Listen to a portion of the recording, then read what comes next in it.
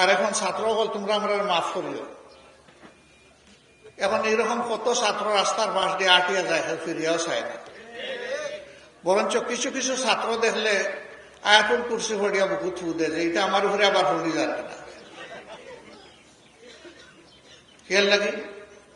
মাদক, অস্ত্র, মাস্তানি, কিছু মাফিয়া, কিছু গুন্ডারা তাদের সাথে আমরা বাচ্চেন ধরে নষ্ট করে দেয়। আমরা যদি আল্লাহ তাআলা এই দেশ পরিচালনার সুযোগ আমরা তো দেন, প্রত্যেকটা বাচ্চারে আমার নিজের সন্তানের মতো দেখব ইনশাআল্লাহ। আমি যেমন চাই না যে আমার সন্তান নষ্ট হোক, আমি চাইতাম না আমার গরিব মায়ের ঘরে জন্ম নেওয়া কোনো সন্তানও নষ্ট হোক।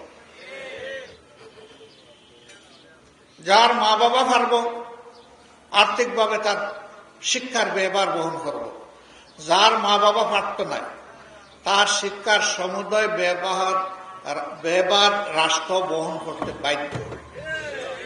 দুইটা কারণে, একটা শিক্ষা তার মৌলিক অধিকার, দ্বিতীয় শিক্ষিত সমাজ ছাড়া রাষ্ট্র গড়া সম্ভব নয়। সুতরাং শিক্ষার বিনিয়োগ মানে আমার রাষ্ট্রীয় বিনিয়োগ, রাষ্ট্র গড়ার কারিগর বানানোর লাগে বিনিয়োগ। আল্লাহ তাআলা যেন এই তৌফিক দেয়। এরা এই শিক্ষা নিয়ে বাইরিব, যে মানুষই দেখব তারে জড়াইয়া ধরিয়া তার দোয়া চাই, অর্থাৎ তার ইজ্জত করব, ছোট হইলে ভালোবাসা। প্রত্যেকটা মানুষ যেন তার কাছ থেকে সম্মান এবং ভালোবাসা পায়।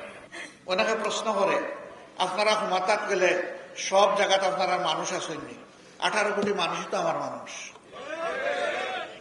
আমি যদি 18 কোটি মানুষের সম্মান করতাম পারি, ভালোবাসতাম পারি, তাহলে 18 কোটি মানুষের সহযোগিতা এবং ভালোবাসা ভাই এই ব্যাপারে আমি নিশ্চিত।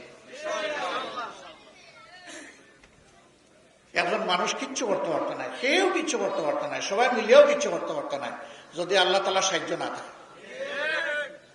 আমি আল্লাহর বিধানের দিকে আপনারা দাওয়াত দিয়ে আছি।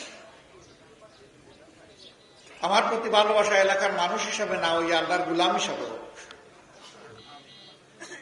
তাইলে এই ভালোবাসা আলহামদুলিল্লাহ দুনিয়া তো আমরা উপকার দিব, আখিরাত তো আমরা ফল পাইব ইনশাআল্লাহ। এই বাংলাদেশে আর আবর্জনার বাংলাদেশ আর রাখতে দিব না ইনশাআল্লাহ।